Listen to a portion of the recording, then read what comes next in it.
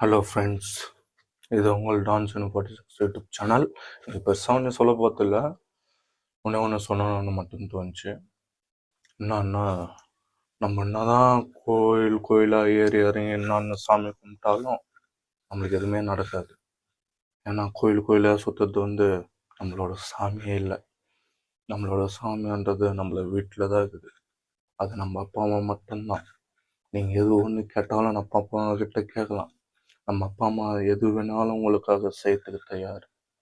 ஆனால் கோயிலுக்கிற சாமி நீங்கள் போயிட்டு மனசார பேசினாலும் சரி, காது கொடுத்து கேட்கறது கூட இல்லை.